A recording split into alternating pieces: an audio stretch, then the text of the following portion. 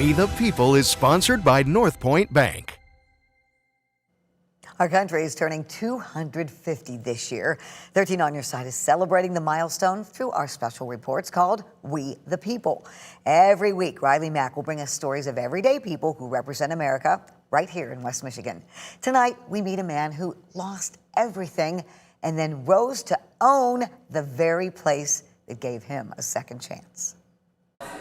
At Hall Street Bakery. Most of the time in the morning when you open, the bread is still warm. Most people come in and they're like, oh my God, it smells so good, that bread. Bread is baked, starting from scratch.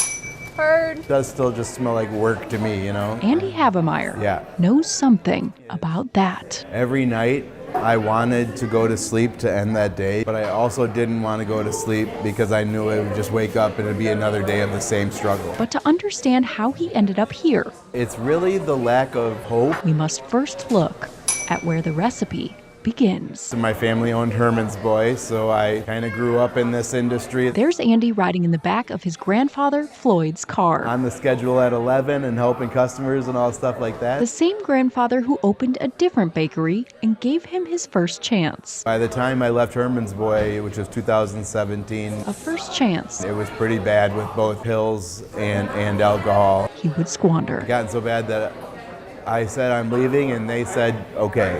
2019, I was homeless for a few weeks, and that's when I walked into the doors at Guiding Light, a recovery place. Just as good bread requires patience, Lived there for 8 months. so does becoming who you're supposed to be. Kind of just saw this place come up. I don't know if I want to get back in the same industry, but I'm going to take this interview at least for practice. I met with owner, I met with Jim. When you see his resume and it has the address, Former owner Jim McClure. you know they're going through something. Hey, I'm literally living downtown at rehab right now. We still hired him. Everybody has struggle, and you can't be afraid of hiring a person with struggles. It was a chance. It was definitely a big chance that he took on me. He was hired to work at the bakery, Did you ever think back then that that would lead to this? never knowing one day No. he'd own it. We decided that we were going to look into selling the businesses. Andy was the one that felt he could do it. Now celebrating 3 years as the owner of Hall Street and Wealthy Street Bakeries. I've been very blessed. I don't want to let them down. I don't want to let myself down.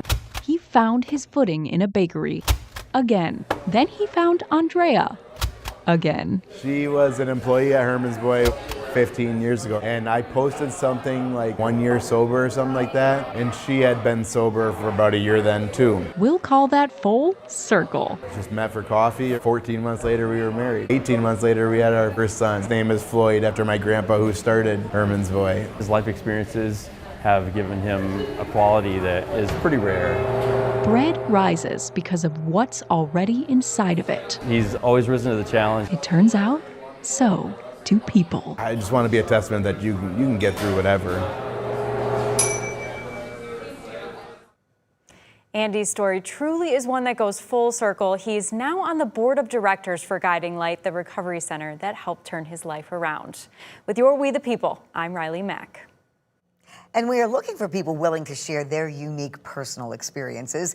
You can nominate yourself or someone else with a great American story. Just go to 13onyourside.com/WeThePeople, or you can text the word America to the number on your screen, 616-559-1310.